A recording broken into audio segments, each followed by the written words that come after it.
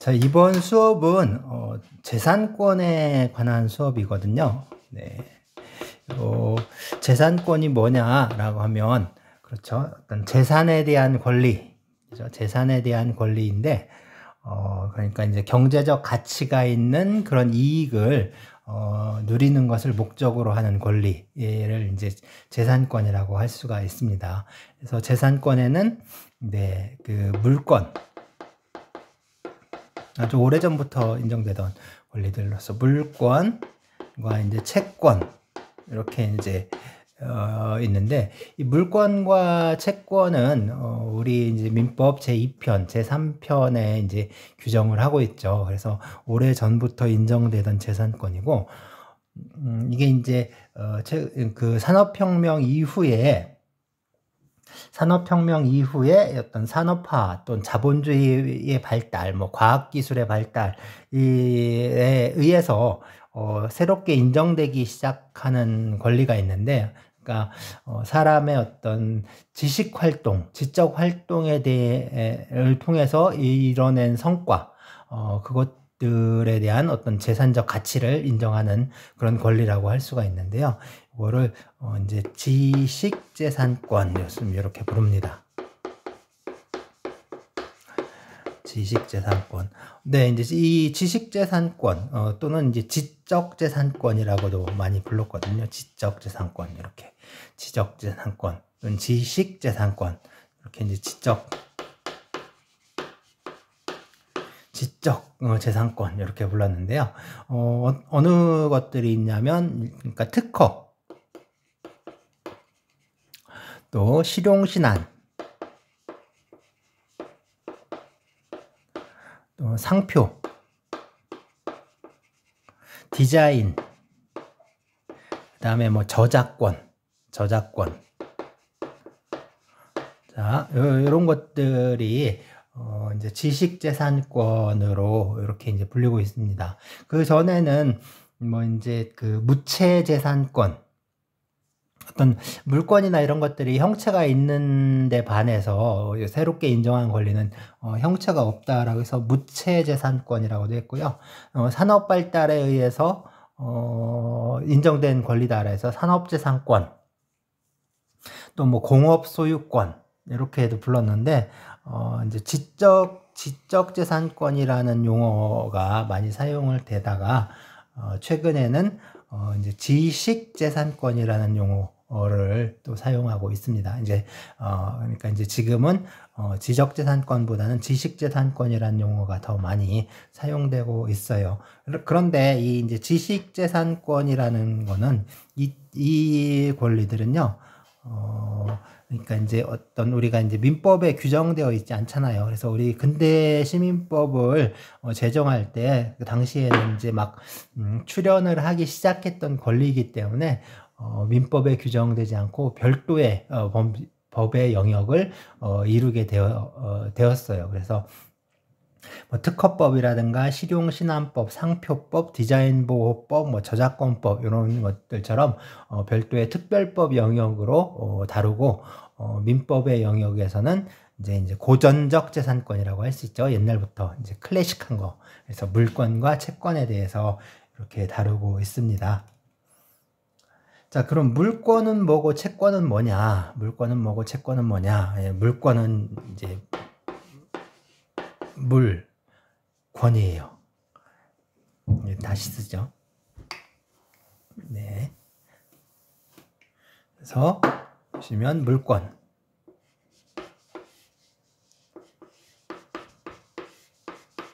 물권.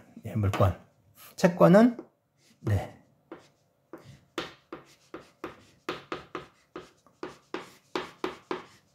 채권. 그래서 물권과 채권 이렇게 합니다. 물권. 그래서 물권은 네, 물에 대한 권리죠. 채권은 채에 대한 권리예요. 채에 대한 권리. 그러면 물은 결국에 이제 우리는 한자어를 딱 한 글자 한자어는 잘 쓰지 않잖아요. 그러니까 물이라고 안 하고 보통 이제 물건이라고 하죠. 물건. 그래서 물권은 물건에 대한 권리입니다. 물건에 대한 권리. 채권, 채. 요거 뭘까요? 빚이에요. 빚. 그러니까 채권은 빚을 받을 수 있는 권리다라고 이해를 하시면 됩니다. 그래서 물건에 대한 권리와 어떤 빚에 대한 빚을 받을 수 있는 권리라고 이렇게 이해할 수 있는데, 그럼 물건을 어떻게 한다는 걸까요? 물건을, 그러니까 이 물건은 결국에 이제 나라는 주체가 물건을 뭐 하는, 즉 내가 이 물건을 내 맘대로 사용할 수 있고 또 이제 그걸 가지고 이익을 창출할 수 있고 나아가서 이걸 다른 사람한테 판다거나 이제 폐기한다거나는 처분할 수 있는 그런 것들을 할 수 있는 것들이죠. 그런 것들을 통틀어서 우리가 지배한다라고 합니다. 그래서 내가 물건을 지배할 수 있는 권리, 그러니까 물건을 지배할 수 있는 권리다라고 이해를 할 수가 있어요. 그래서 내가 이제 이 물건을 지배하면서 내가 사용하고 그러면서 나에게 어떤 그 만족, 결국에 꼭 이제 경제적인 것만 말하는 건 아니고요. 다른 것까지 다 포함해서 일정한 이익을 누릴 수 있도록 해주는 권리를 말하는 거죠. 그래서 내가 물건을 지배함으로써 어떤 이익을 누릴 수 있는 그런 권리를 이제 물건이라고 해요. 그럼 채권은 이게 빚이에요. 빚을 받는 거죠. 빚을 받을 수 있는 거니까. 그러니까 그러니까 물건의 경우에는 보시면은 물건과 그 물건을 지배하는 내가 있잖아요. 기본적으로 이렇게 이제 이렇게 있는데 채권의 경우에는 빚이니까 빚을 준 사람이 있고 빚을 갚아야 하는 사람이 있죠. 그래서 반드시 두 사람의 당사자가 필요한 거죠. 네, 두 사람이 있어요. 그래서 한 명은 빚을 받을 수 있어요. 다른 사람은 빚을 갚아야 돼요. 그럼 빚을 받을 수 있는 사람들, 즉 권리가 있는 사람이 있고 그 다음에 또 의무가 있는 사람이 있다는 거죠. 그죠? 그래서 채권에 있어서는 권리가 있는 그런 권리자, 그 다음 의무가 있는 의무자, 뭐라고 부르면 될까요? 네, 채권자와 채무자라고 이렇게 부를 수가 있는 거죠. 그러면 빚을 받을 수 있다는 얘기는 결국에 이제 빚을 준 사람이 빚을 이제 받아간 사람한테 이제 빌린 사람, 그죠? 빌려준 사람이 빌린 사람한테, 그러니까 어떤 사람이죠? 이게 이제 어떤 사람이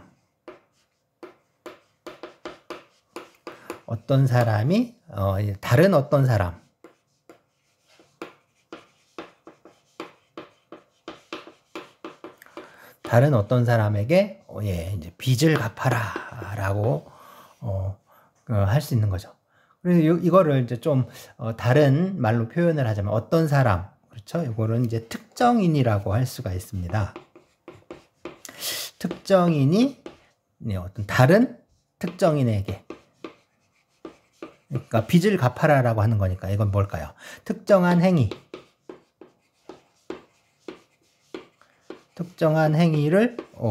요구할 수 있는 그런 이제 권리를 말하는 거죠. 그래서 특정인이 다른 특정인에게 특정한 행위를 요구할 수 있는, 청구할 수 있는 권리를 이제 말합니다. 그럼 그 앞에서 본 이제 어떤 권리나 의무라는 측면에서 보면 이 특정인은 권리가 있는 사람이죠. 그러니까 채권이라는 권리를 갖고 있는 채권자가 되겠고요. 그죠? 그럼 이 특정인, 다른 특정인은 그 채권자에 대해서 의무가 있는, 즉 채무가 있는 채무자가 됩니다. 그럼 채권자가 채무자에게 무엇을 하라고요? 뭘 하라고? 이렇게 결국에 이제 채무를 이행하라고 할 수 있는, 네, 즉 이거를 이제 요구할 수 있는, 다른 말로는 이렇게 청구하는 거죠. 그래서 청구할 수 있는 권리, 바로 이게 이제 채권이 되는 거죠. 채권.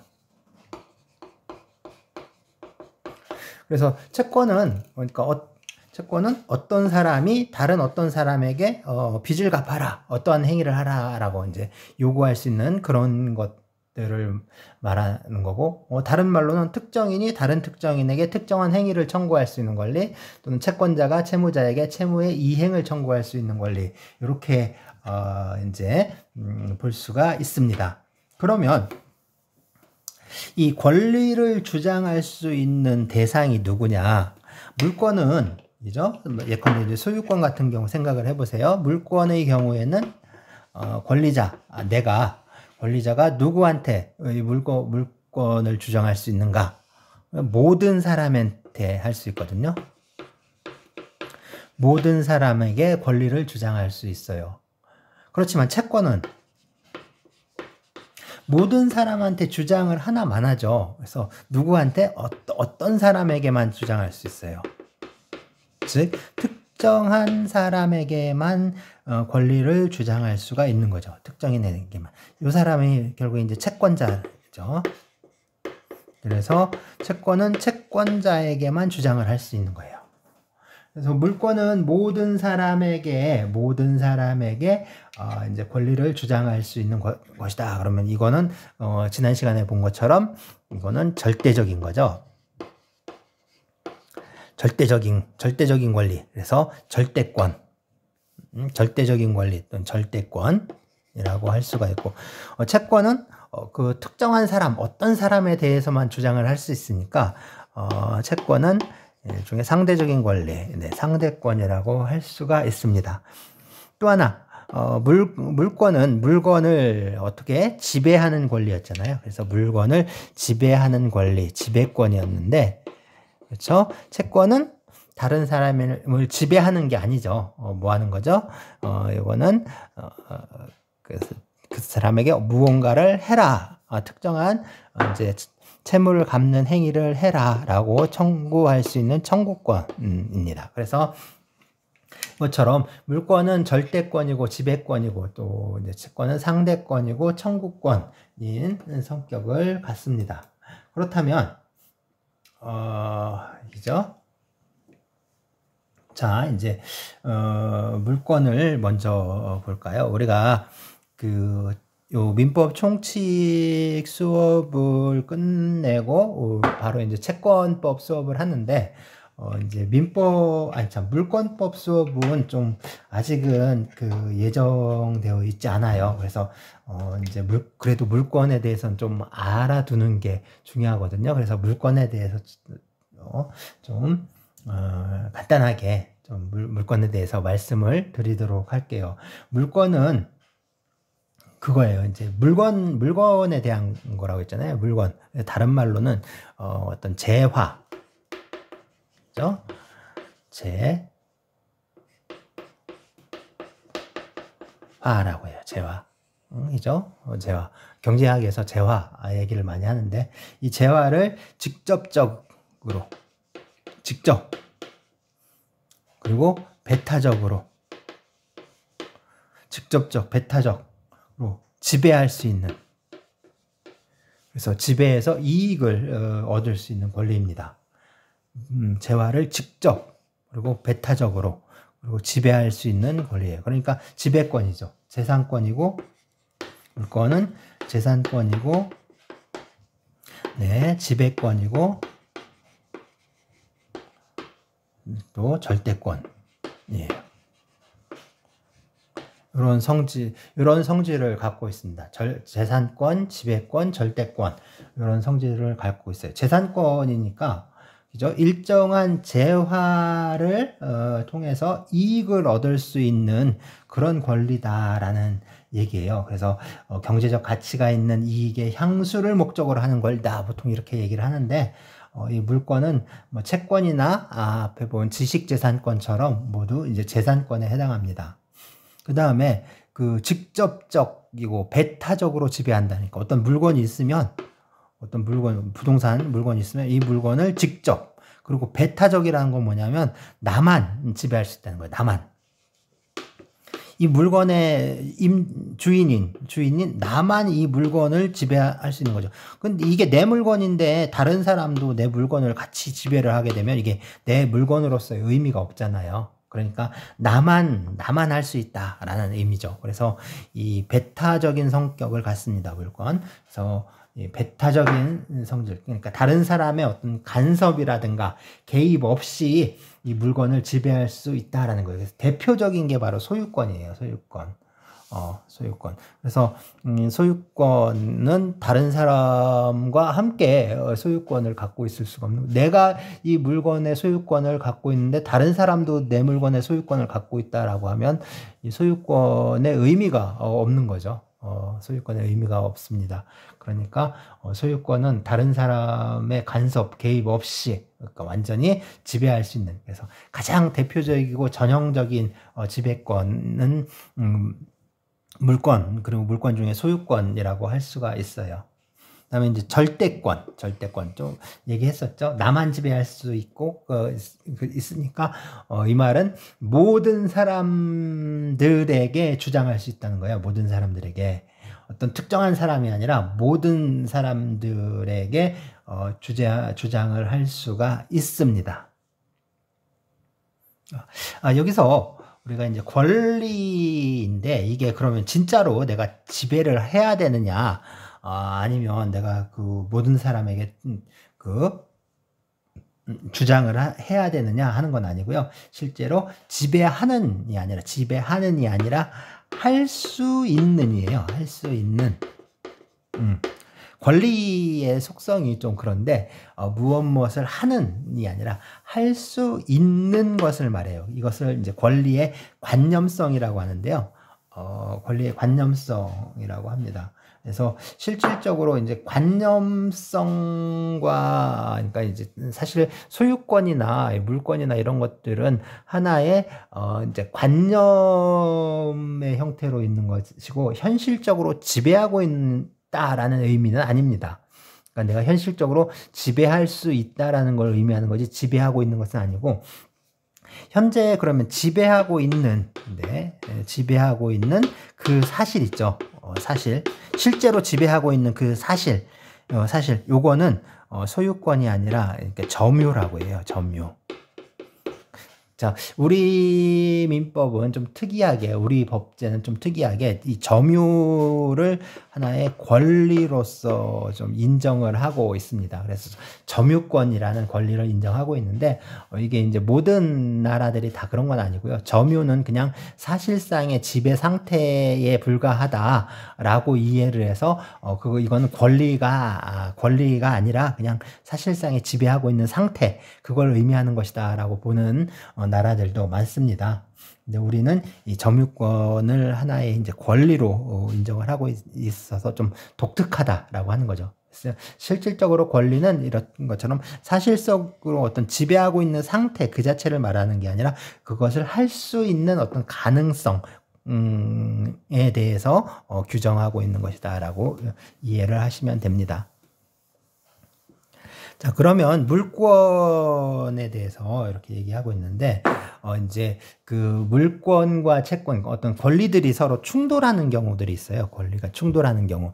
뭐, 우리가 이제 법이 서로 충돌을 할 때 어떤 법을 적용해야 되느냐에 대해서, 법의 효력 또는 법의 우선순위에 대해서 그 전에 이제 말씀을 드렸잖아요. 뭐 그래서 상위법 우선의 원칙이라든가, 또는 뭐 특별법 우선의 원칙이라든가 신법 우선의 원칙, 뭐 이런 것들이 기억나시죠? 그래서 이거는 이제 법이 서로 충돌할 때 어떤 법을 적용하는가, 이런 문제라고 한다면, 권리가 충돌할 때는 어떻게 해야 되느냐. 역시 권리가 충돌할 때는 역시 우선순위에 따라서 이렇게 이제 정해야 됩니다. 그래서 우선하는 권리가 어떤 힘이 센 거죠. 그래서 물권은 순서가 정해져 있어요. 순위가. 그러니까 서열이 매겨져 있는 거죠. 서열이. 그래서 물권은 서열이 매겨져 있습니다. 그래서 보통 후순위, 이게 선순위가 있고, 그죠? 후순위가 있어요. 선순위는 후순위보다 그러니까 우선해요. 또한 물권은 무조건 채권에 우선해요. 물권은 채권에 우선해요. 물권은 채권에 우선합니다. 자, 그렇지만 채권은 서로 평등해요. 네, 여기다. 채권은 평등해요. 이게 언제 채권이 생겼느냐 뭐 이런 거 중요하지 않아요. 채권은 서로 평등합니다. 평등해요. 그러면 물건은 이제 순위가 정해져 있다라고 했는데, 그러니까 순위를 이제 어떻게 정하느냐, 뭐 이건데, 통상 물건은 이제 물건이 성립한 시간에 의해서 정해져요. 시간에 의해서 정해집니다. 그래서 이제 시간에 빠르면 권리에서도 빨라요. 그래서 이 말을 보통 이제 우리가 이제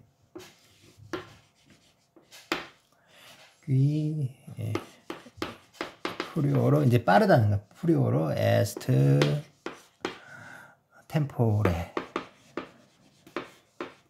여기 너무 나가네. 네.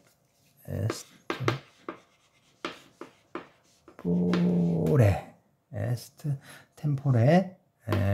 그 다음에 포르티오르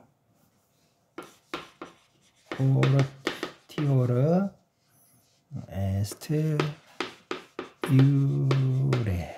그래서 시간에 빠르면, 시간에 우선하면 권리에서도 우선한다라는 이런 원칙이에요. 그래서 시간에 빠르면 권리에 빠르다, 이런 원칙을 두고 있습니다. 이건 로마법에서 만들어진 이제 이런 것들을 언이라고 해요. 언. 우리가 이제 속담이라든가 격언이라고 하잖아요. 격언 이렇게 얘기하는데, 법에 대한 격언이라고 생각하면 돼요. 법에 대한 격언이라고 생각하면 되는데, 이 법원은 결국에 뭐냐면 주로 법의 원칙들을 하나의 어떤 속담이나 격언처럼 만든 말들이에요. 그래서 이거는 언이라고 할 수가 있습니다. 그래서 시간에 빠르면 권리에서 빠르다, 이런 그 로마법의 법언이 있는데, 재밌는 건 이제 게르만법, 우리가 이제 대륙법의 경우에 로마법과 게르만법에 의해 그 영향에 의해서 발달했다라고 했잖아요. 그런데 게르만법 같은 경우에는 좀 재밌어요. 그래서 이제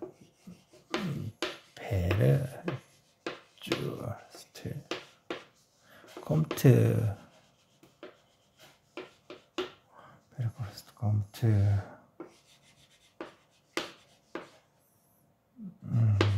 말트 네.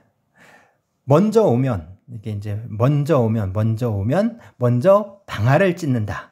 그래서 이제 방앗간에, 옛날에 이제 방앗간에 가면은 이제 거기서 이제 밀가루 같은 경우에는 밀을 이제 방아를 찧어서 그 가루를 내서 이제 그걸로 빵도 만들고 그러잖아요.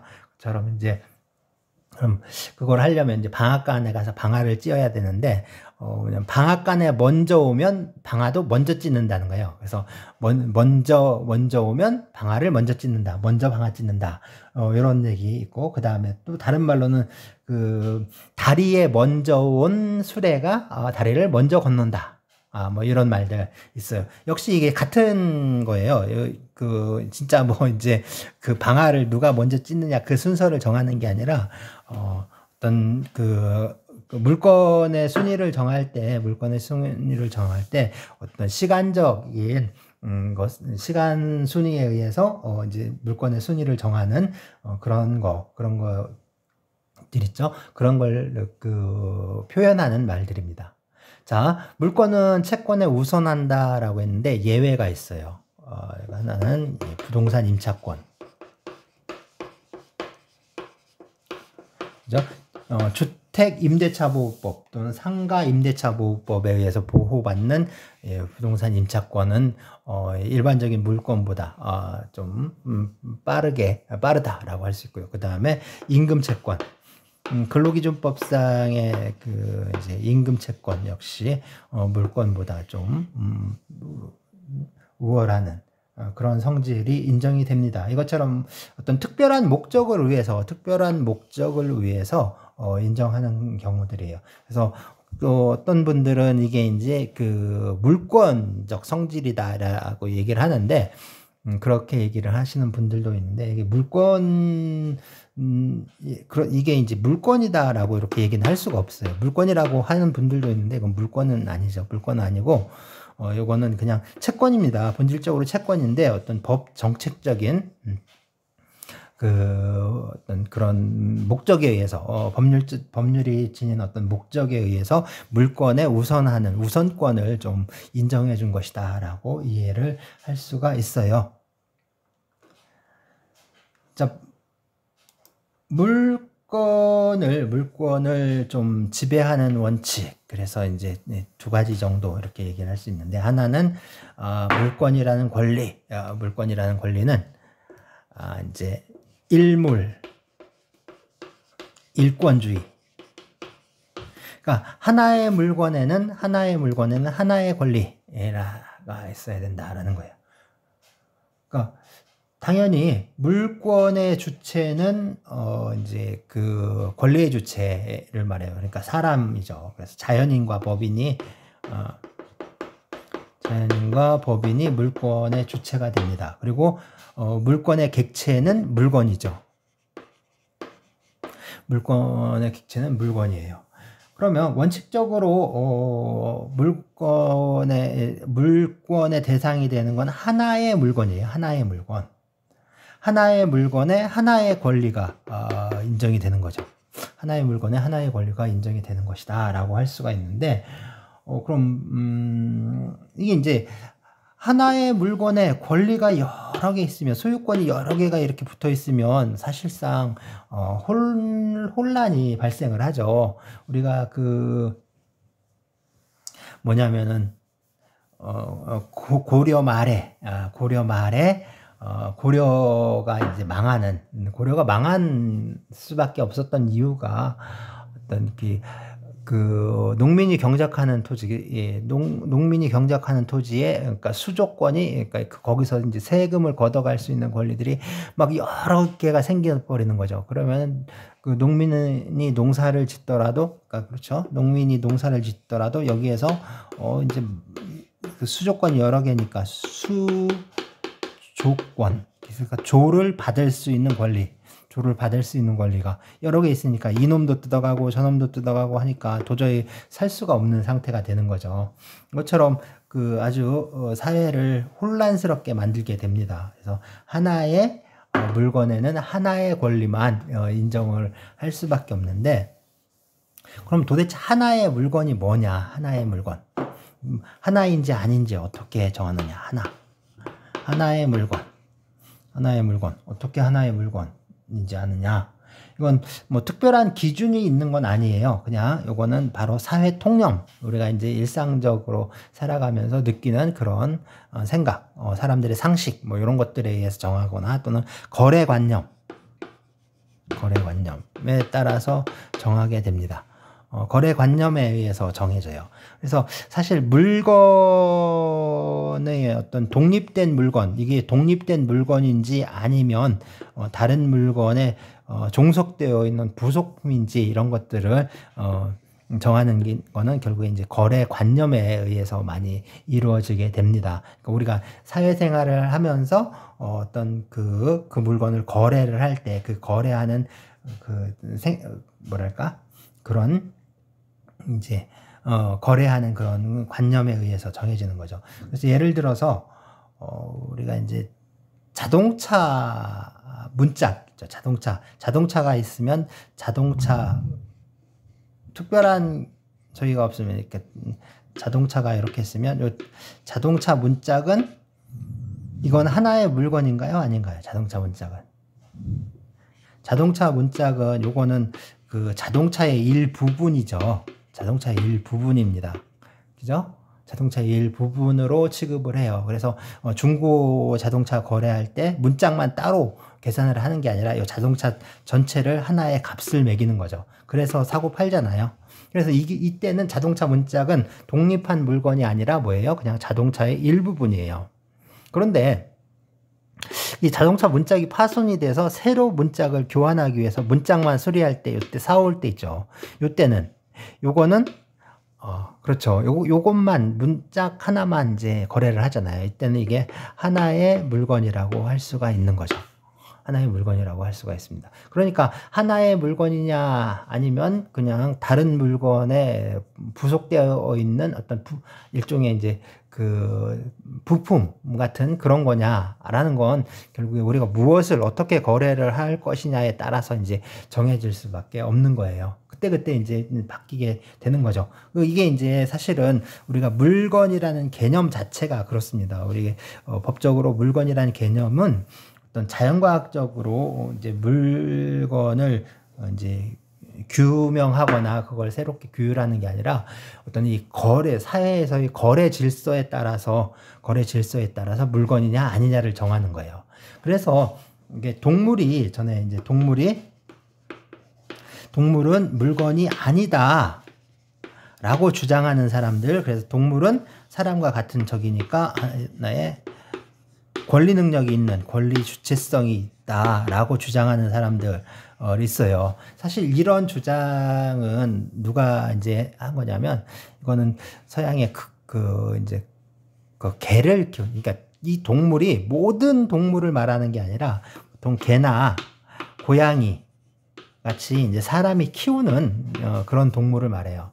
그러니까 이제 애완동물이죠, 애완동물. 그러니까 애완동물이라는 말을, 이건 장난감을 말하니까 이런 말은 쓰면 안 되고 반려라는 말을 써야 된다라고 해서 지금 다 이렇게 쓰는데, 이게 오히려 잘못됐고, 애완이라는 말에는 장난감이란 뜻이 없어요. 애는 사랑한다는 거고 완은 좋아한다는 거예요. 사랑하고 좋아한다라는 뜻이죠. 그러면 이게 왜 장난감이, 그러니까 아이들이 좋아하는 물건을 완구라고 불러요. 장난감들을 완구라고 불러요. 근데 이 완구는 그 장난감이란 뜻이 아니라 아이들이 좋아하는, 아이들이 사랑하는 도구라는 뜻이에요. 그런데 이제 이게 이제 완자가 그런데 쓰인다고 해서 이게 장난감이란 뜻이 되는 건 아니지, 애완이란 말이. 근데 이게 장난감이라고 이제 여기다가 뒤집어 씌우는, 장난감이라고 뒤집어 씌우고 이런 말을 이제 갖다 쓰는 거야. 근데 이게 무슨 뜻이냐면 그 여자를 말해, 여자. 그러니까 이게 일본 말이에요. 일본에서 쓰던 말이야. 일본인들이 쓰는 말인데, 이렇게 어떻게 쓰지? 이렇게. 이게 이제 일본에서 쓰는 말인데, 일본에서 만들어진 말이에요. 이게 뭐냐면은 이제 사람이 반쪽밖에 없잖아. 그러니까 혼자서는 못 살아요. 다른 사람에게 의지해서 사는 거야. 그래서 의지하다, 또는 다른 사람을 이렇게 따르는, 그걸 배종이라고 해요. 배종. 그러니까 하인, 노예. 그래서 어떤 대갓집 양반 마님이 이렇게 가면은 혼자 가질 않아요. 혼자 이렇게 가면은 뒤에 이제 쫄쫄쫄쫄 따라다니는 애들이 몇 있어요. 이렇게 쫄쫄쫄쫄 따라다니는 애들, 얘들을 바로 반인이라고 해서 수행하는, 그러니까 이제 이 주인을 모시는 애들을 반인이라고 했어요. 반인 모시는 애들. 그러니까 이제 반려는 그럼 뭐냐, 이거는 일본에서 일본 여자들은 결혼을 하면 남자 집으로 들어가는데, 사실 일본 여자들의 신분이 상당히 전에는 낮았어요. 그래가지고 이제 자기 이제 남편을 뭐라고 부르죠? 일본 여자들은 자기 남편을 주인이라고 불러요. 주인. 그러니까 여기 앞에다가 이제 고슈진, 이렇게 이제 고라는 걸 붙여서 고슈진 이렇게 불러요. 주인님, 주인 마님 이렇게 불러. 그러면은 이 주인은 자기 부인을 뭐라고 부르냐면 너라고 불러요. 오마에. 너라는 뜻이에요. 오마에 이렇게 너. 그리고 여자는 남편이 일어나기 전에 딱 아침에 이제 먼저 일어나서, 남편이 일어나기 전에 딱 보고 앞에서 무릎 꿇고 딱 앉아 있잖아. 무릎 꿇고 앉았잖아. 그래서 이 여자 할 때 이 여자도 사실은 이게 이제 여자가 공손하게 무릎 꿇고 앉아 있는 모습이다라고 일본 학자들이 이제 얘기를 했어요. 근데 사실 이건 그 무릎 꿇고 앉아 있는 공손하게 무릎 꿇고 앉아 있는 그 모습은 아니에요. 요거는 사실은 어떤 모습이냐면 여자가 이제 아이를 낳기 위해서 전에는 이제 아이를 낳는 그런 근데 지금은 이제 산부인과 의자에 저기에 이렇게 이제 앉아서 누워서 이렇게 낳는데 전에는 이렇게 쪼그려 앉아서 아이를 낳았어요. 그래서 이거는 아이를 낳기 위해서 여자가 쪼그려 앉아 있는 모습을 상영한 그 본뜬 글자인데 이걸 이제 일본의 학자들은 뭐라고 주장을 했냐면 여자가 이제 공손하게 무릎을 꿇고 앉아 있는 모습이다 이렇게 이제 주장을 한 거지. 그래서 이 여성 남성에게 종속되어 있는 남편에게 종속되어 있는 여자를 뭐라고 불렀냐면 바로 이런 사람들을 부를 말이 반려예요. 반려자라고 한 거지 이제. 그래서 반려자, 응? 여자. 남편의 종으로 살라는 뜻이야. 이게 뭐 좋은 의미가 아니에요. 그러니까 하나의 인격으로서 여성을 인격으로서 대우하는 게 아니라 어떤 남성에게 부속되어 있는 그런 존재로 이제 어떤 인격이 없는 존재로 이해하면서 부르던 말이에요. 그런 말은 이제 사실은 우리가 일제시대를 거치면서 이 말이 우리나라에 들어와서 정착이 된 건데 이게 뭐 좋은 말이라고 계속 써대는지 모르겠어요. 그러니까 이런 말은 좀 쓰지 말아야 되는데. 그죠? 그래서 어쨌든 이 동물의 권리 주체성 얘기하는 게 그런 지금처럼 얘기도 있지만 그러니까 우리가 이제 극우 인종주의라고 하잖아요. 극우파 인종주의자들 이 사람들에 의해서 나오기 시작한 거예요. 그게 뭐 시에라 클럽이라든가 또는 뭐 휴메인 소사이어티, 휴먼이 아니라 휴메인 소사이어티. 사회란 뜻이 아니라 모임, 결사란 뜻이에요. 휴메인 소사이어티. 뭐 하는 애들이냐면 그냥 개 키우는데요.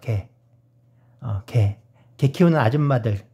근데 이제 백인들이 모여가지고 저기 한 거야. 백인들이 모여가지고 했는데 백인들 뭐 하면 KKK처럼 막 이제 저기 하는 저기들 있잖아요. 그런 아줌마들이 개 키우는 아줌마들이 모여가지고 그렇지 뭐 했냐면 이제 우리한테 이제 보신탕 먹지 마라 막 그런 운동하고 그러던 저기예요. 그게 이제 발달을 해서 전 세계적인 어떤 이제 동물 보호 단체가 됐는데 여전히 어떤 이 인종주의적인 편견에서는 벗어나고 있지 않습니다. 그러니까 이제 유색인종이라든가 이런 저기들에 대해서는 여전히 이제 어떤 편견이 있는 그런 태도를 취하고 있고, 그러니까 브리짓도 이제 프랑스의 브리짓도 바리돈가 뭐 그런 할머니죠. 이제 지금 할머니인데 그런 여자들이 하는 주장 그게 다 여기서 관련이 있는 거예요. 그게 이제 우리나라에서는 마치 이게 상당히 굉장히 어떤 진보적인 것처럼 소개가 되는데 사실 진보적인 게 아니라 인종주의예요. 가장 극우파들이 주장하던 내용인데 그게 뭐랄까 그냥 아무 생각 없이 이제 우리나라에 이렇게 이제 수입돼 가지고 주장을 하게 되고 그러고 있는 것 같아요. 사실 그런 사실 우리 이제 민법상의 물건이란 건 이게 하나의 우리 이제 시장을 형성하고 우리 이제 자본주의 사회 체제를 이루고 있잖아요. 자본주의 사회 체제에서 재화로서 거래가 되고 있는 거라는 의미예요. 그러면 재화로서 거래되는 거 동물은 거래가 안 되나요? 우리 이제 치킨 동물은 물건이 아니다 이 말이 딱 법으로 규정되는 순간 치킨을 먹는 건 살인죄야. 우리가 이제 사람을 죽이는 거나 닭을 죽이는 거나 똑같아지는 거죠. 이거 보신탕만의 문제가 아닌 거예요. 그래서 그 삼겹살을 구워 먹는 건 그 이제 살인 공범이 되는 거죠. 사람을. 왜? 동물은 물건이 아니면 권리의 주체성을 가져요. 인격을 갖게 돼요. 인격이 있는 존재가 돼요. 그럼 인격이 있는 존재를 죽인다. 그게 살인이죠. 이게 살인이에요. 그래서 이런 어떤 문제에 대해서 아무 이제 대책 없이 무조건 이제 그 서양의, 그러니까 이제 유럽에 에서 하는 그거를 이제 무조건 따라가려고 하는 거예요. 그러니까 왜 유럽에서는, 그러니까 독일 의회에서는 왜 그럼 동물은 물건이 아니다라는 민법 규정을 만들었느냐? 이 사람들도 이제 국회의원들도 표를, 그죠? 유권자들의 표를 이렇게 이제 무시할 수가 없어요. 그러니까 이걸 만들고 동물은 물건이 아니다라고 그래요. 그리고 뭐라고 했냐면 이 법과 다른 법에 특별한 규정이 없으면 물건에 관한 규정을 동물에게도 적용한다라는 이 규정을 또 만들어 놨다고. 그러니까 말장난이지, 말장난. 동물은 물건이 아닌데 물건에 관한 규정을 적용하겠대. 그러니까 이제 그냥 사실 그 표를 생각해서 찍어주는 사람들 표를 생각해서 그냥 그런 식으로 만들어진 거예요. 자, 어쨌든 하나의 물건은 이 거래 관념에 의해서 이제 하나인지 아닌지를 결정을 하게 돼요.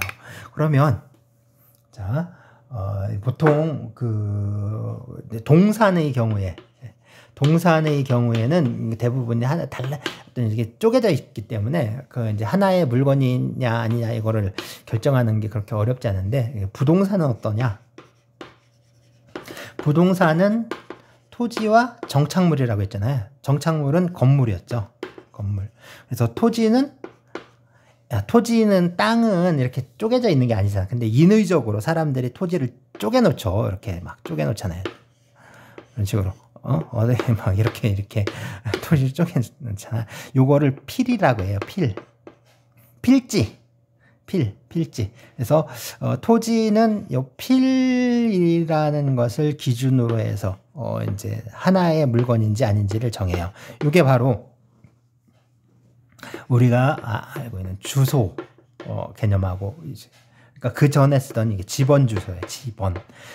하나의 필 단위로 이렇게 토지를 쪼갠 다음에 여기다가 번호를 붙인 거야. 그래서 이게 101, 102 103 이런 식으로 이게 바로 주소예요. 지번 주소라고 하죠.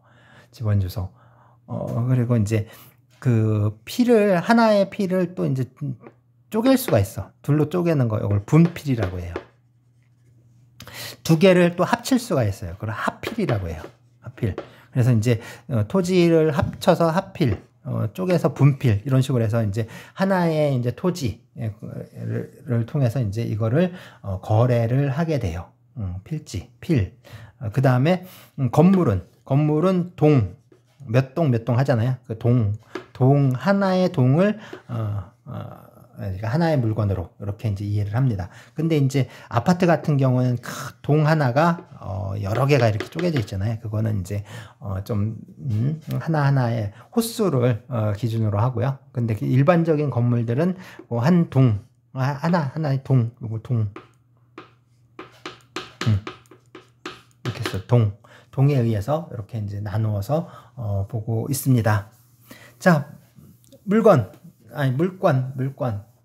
종류.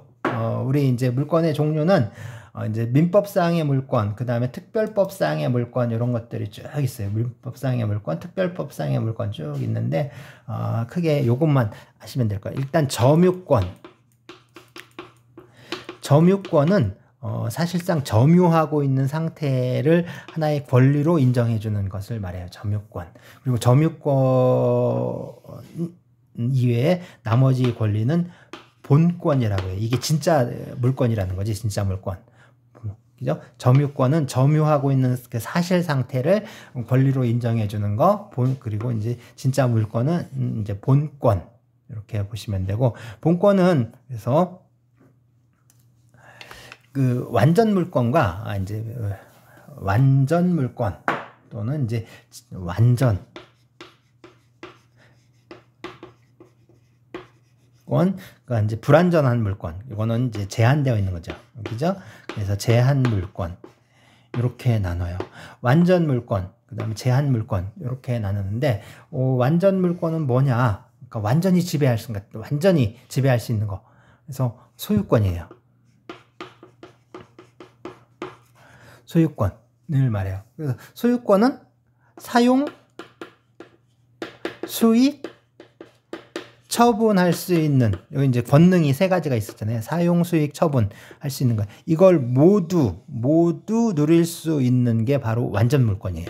그럼 제한 물권은 이거를 다 하지 못하는 거죠. 그래서 특별한 것만 이제 누릴 수 있는 그런 걸 말하는데, 자, 우리 이제 그 상품 또는 물건은 가치를 가져요. 가치라는 걸 가져요. 가치. 그죠?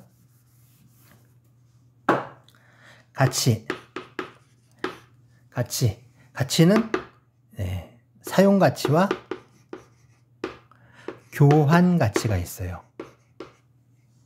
사용 가치와 교환 가치가 있어요. 사용 가치, 교환 가치. 그래서 완전 물권은 이 가치를 모두 지배를 해요. 완전 물권은 사용 가치, 교환 가치를 모두 지배를 하는 것이 완전 물권이에요. 그럼 제한 물권은 이 가치를 모두 지배하지 못하고 하나씩밖에 지배를 못해요. 그래서 사용 가치를 지배하는 물권, 그 다음에 교환 가치를 지배하는 물권이 있어요. 그래서 사용 가치를 지배하는 물권, 요거는 사용 수익할 수 있는 권리를 말해요. 그래서 사용하고 수익할 수 있는 권리. 그래서 용익 물권이라고 합니다. 용익 물권이라고 해요. 그 다음에 교환 가치를 지배하는 거는 결국에 이 물건을 통해서 어떤지 그 물건을 담보로 제공하고 빚을 얻을 수 있는 그런 권리. 그래서 이건 담보 물권이라고 해요. 담보 물권.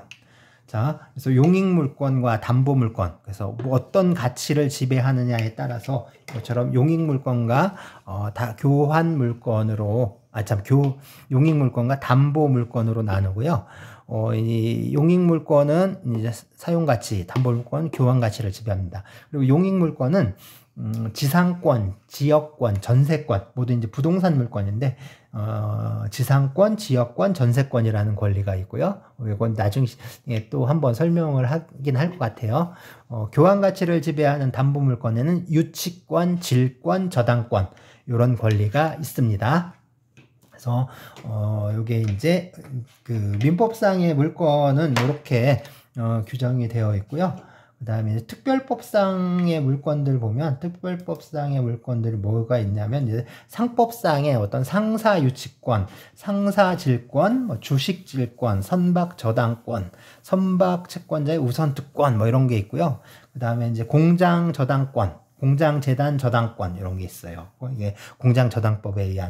그리고 이제 광업재단 저당권, 항공기 저당권, 건설기계 저당권, 동산담보권, 채권담보권, 지식재산담보권, 광업권, 조광권, 어업권, 댐 사용권, 등등등 이런 권리들이 이제 특별법상의 물권에 해당합니다. 자, 그리고 이제 오늘은 여기까지 이렇게 하도록 하겠습니다.